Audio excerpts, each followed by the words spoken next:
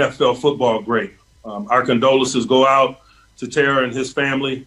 And, even from a distance, we're with you during this difficult time. In regards to the game, just not good enough for us. The performance speaks for itself, man. We turned the ball over at the early portions of the game. You can't do that. You can't do that versus anybody. We gave them the short field 3 times in the first half or so. And so it was an uphill battle the rest of the way because of that. They were able to, hide the ball a little bit because of those circumstances.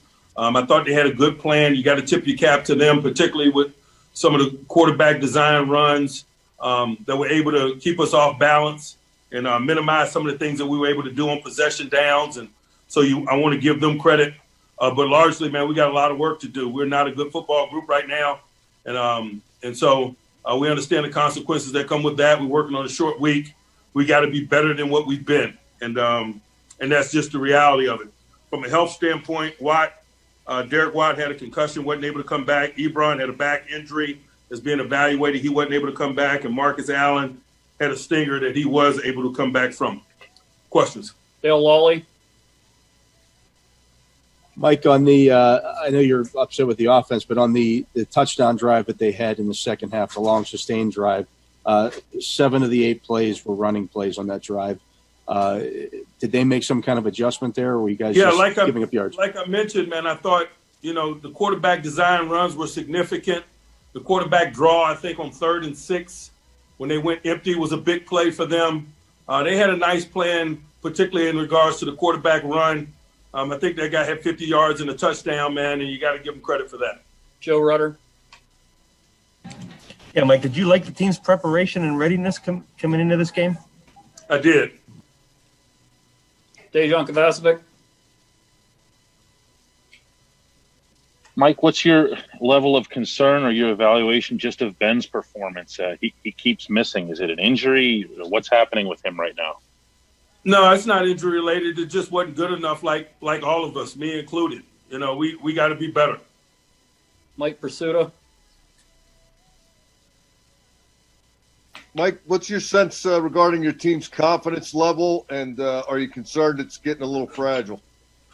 We better not be confident after a performance like that. I'm not concerned about our confidence. We got work to do. Mark Caboli.